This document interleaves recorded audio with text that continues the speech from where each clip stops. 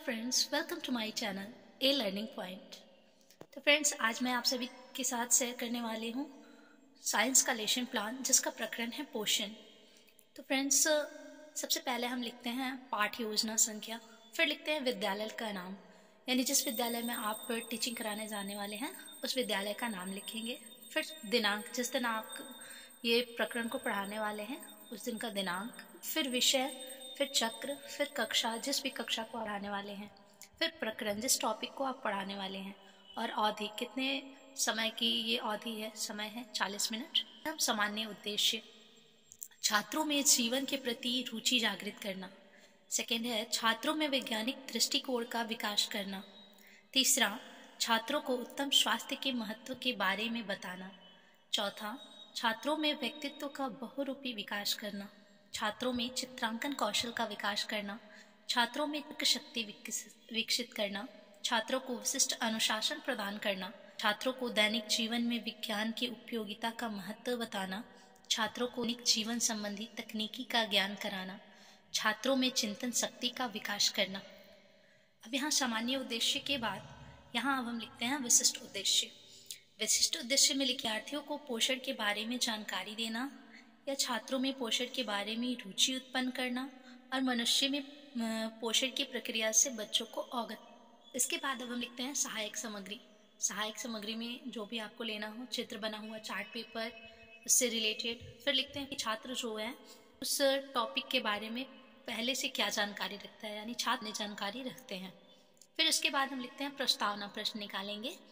तो ऐसे कॉलम बना लेंगे, 3 कॉलम। पहला लिखेंगे क्रम संख्या, फिर छात्राध्यापिका क्रिया और छात्र या छात्रा क्रिया। पहला है साइकिल चलाने में हमें किसकी आवश्यकता होती है, तो बच्चों के द्वारा उत्तर आएगा ऊर्जा की। फिर ऊर्जा हमें होता है तो बच्चों से आंसर मिलेगा भोजन से।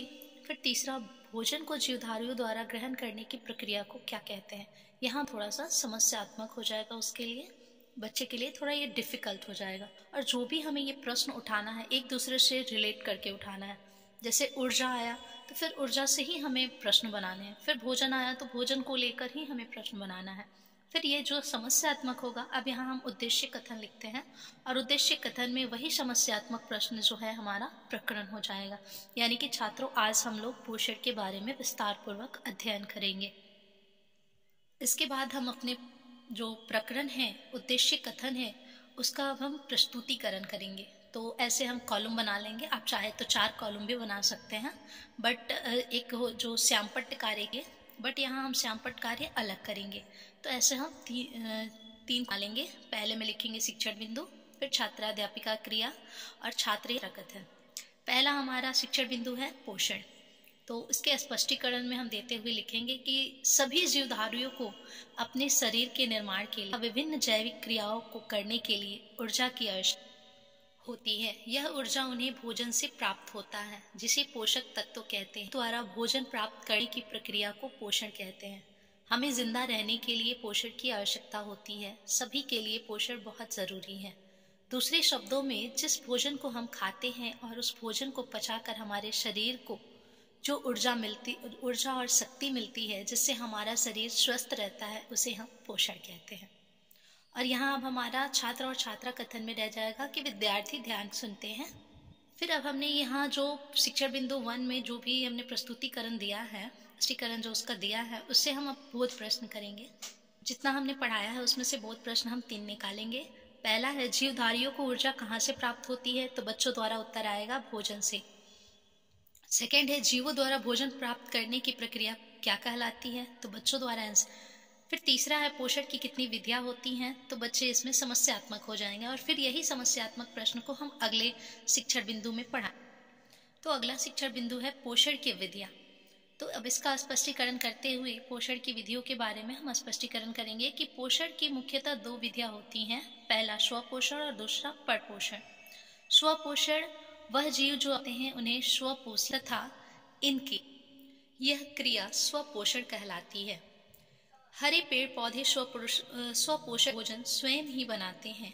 पौधे वायुमंडल से कार्बन डाइऑक्साइड अवशोषित करके उसका हाइड्रोजन द्वारा अपचयन करते हैं, जिसमें CO2 अपचयित होकर कार्बोहाइड्रेट में परिवर्तित हो जाती है। इस प्रक्रिया में ज़रूरी हाइड्रोजन पौधे जल से प्राप्त करते हैं तथा ऊर्जा सूर्य के प्रकाश से लेते हैं। प्रकाश सदैव नहीं रहता है, अतः कोशिकाएं श्वसन क्रिया में कार्बोहाइड्रेट के ऑक्सीकरण से कोशिकीय कार्यों हेतु स्वतंत्र ऊर्जा प्राप्त करती है। अब ये हमारा हो गया सेकंड शिक्षण बिंदु, और यहाँ छात्र और छात्रा कथन में यही रहेगा कि छात्र और छात्रा ध्यानपूर्वक सुनेंगे। फिर अब हम इससे सेकंड जो हमारा शिक्षण बिंदु है उससे हम बोध प्रश्न करते हैं। पहला है, जो जीव अपना भोजन स्वयं बनाते हैं क्या कहलाते हैं? तो बच्चों द्वारा उत्तर आएगा स्वपोषी। सेकंड है, पेड़ पौधे अपना भोजन कहाँ से प्राप्त करते हैं? तो बच्चों द्वारा उत्तर आएगा कि स्वयं बनाते हैं। फिर हमारा थर्ड होगा, पर पोषण किसे कहते हैं? तो ये बच्चों के लिए समस्यात्मक हो जाएगा, और यही जो हमारे बच्चों के लिए जो समस्यात्मक होगा ये हमारा अगला शिक्षण बिंदु होगा कि पर पोषण किसे कहते हैं। तो अब इसका स्पष्टीकरण करते हुए, वह जीव जो अपना भोजन स्वयं नहीं बना सकते और अपने भोजन के लिए दूसरे जीवों पर निर्भर रहते हैं, उन्हें परपोषण कहा जाता है। सभी जंतु व कुछ पौधे भी परपोषी होते हैं। हम मानव भी परपोषण या विषमपोषी पोषण करते हैं। यह मुख्यतः 2 प्रकार के होते हैं, और यहाँ यही रहेगा, छात्र और छात्रा ध्यानपूर्वक सुनते हैं छात्र क्रिया में। पहला है मृतजीवी तथा दूसरा परजीवी। अब ये तीसरा शिक्षण बिंदु से भी हम बोध प्रश्न उठाते हैं। तो पहला बोध प्रश्न होगा, जो जीव अपने भोजन के लिए दूसरे जीवों पर निर्भर क्या कहलाते हैं? तो विषमपोषी या परपोषी। सेकंड है, मनुष्य किस प्रकार के अंतर्गत आते हैं? तो बच्चों द्वारा उत्तर आएगा विषमपोषी पोषण के अंतर्गत। फिर हमारा तीसरा होगा, मृतोपजीवी तथा परजीवी पोषण किसे कहते हैं? तो ये बच्चों के लिए समस्यात्मक हो जाएगा। और फिर हमारा नेक्स्ट शिक्षण बिंदु यही होगा कि मृतोपजीवी तथा परजीवी किसे कहते हैं। तो हम इसका स्पष्टीकरण करते हुए बताएंगे कि वे जीव जो अपना भोजन मृत एवं सड़े गले कार्बनिक पदार्थों से प्राप्त करते हैं मृतोपजीवी कहलाते हैं, और इस प्रकार का पोषण मृतोपजीवी पोषण कहलाता है। उदाहरण में फफूंद, कवक, खमीर, मशरूम, जीवाणु आदि। और यहाँ छात्र और छात्रा क्रिया में यही रहेगा कि छात्र ध्यानपूर्वक सुनते हैं और समझते हैं।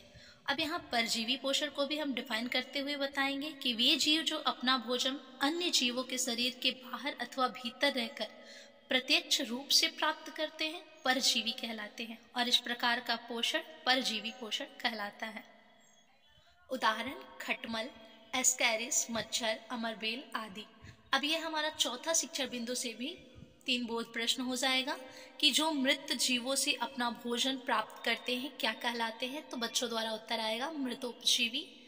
सेकंड है, जो जीव अपना भोजन दूसरे जीवों से प्राप्त करते हैं क्या कहलाते हैं? तो हमारा आंसर बच्चों द्वारा आंसर आएगा परजीवी। और फिर लास्ट हो गया, मच्छर किस प्रकार का पोषण करता है? परजीवी पोषण। ये हमारा हुआ 4 शिक्षण बिंदु। एक लेशन प्लान में कम से कम 3 शिक्षण बिंदु होते हैं, और लेटेस्ट ज़्यादा से ज़्यादा होगा तो 5 हो सकता है शिक्षण बिंदु। इसके बाद आता है निरीक्षण कार्य, यानी कि छात्र छात्रा जब हम पढ़ाते हैं, जब शिक्षक पढ़ाते हैं तो छात्र यहाँ निरीक्षण कार्य में हम लिखेंगे कि बच्चे श्यामपट्ट पर लिखे गए शब्दों को अपनी कॉपी पर लिखेंगे, और छात्राध्यापक या छात्राध्यापिका घूम घूम कर इसका निरीक्षण करेंगे। फिर आता है पुनरावृत्ति प्रश्न। पुनरावृत्ति प्रश्न में हम 4 से 5 प्रश्न उठाते हैं। पहला है, पोषण किसे कहते हैं? दूसरा, स्वपोषी पोषण किसे कहते हैं? तीसरा, परपोषी या विषमपोषी पोषण किसे कहते हैं? चौथा, परपोषी कितने प्रकार के होते हैं? लास्ट में हम देते हैं गृह कार्य। गृह कार्य में बच्चों को देना है। तो छात्रों, आज आप लोग घर जाकर पोषण के विषय में अध्ययन करना। आप चाहे तो 1 से 2, 3 जितना भी गृह कार्य देने हो दे सकते हैं। इसके बाद मैंने आप सभी को बताया कि यहाँ एक हम और कॉलम बना सकते हैं जहाँ की हम श्यामपट्ट कार्य करते हैं, बट वहाँ ने कॉलम नहीं बनाकर श्यामपट्ट कार्य यहाँ पे इसके बगल में किया है। जिस भी शिक्षण बिंदु को पढ़ाएंगे इसके बगल में जो भी होगा वहाँ श्यामपट्ट कार्य कर देंगे। श्यामपट्ट कार्य में ऐसे हम कर देंगे जो आप लोगों को मैं दिखा दे रही हूँ।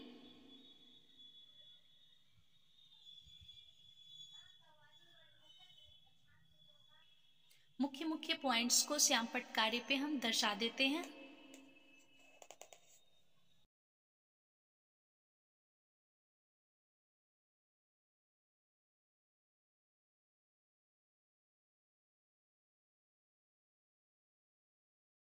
तो फ्रेंड्स आई होप आप सभी को मेरा ये वीडियो पसंद आया होगा, और ऐसी ही और वीडियो देखने के लिए मेरे चैनल को लाइक करें, शेयर करें एंड सब्सक्राइब करें।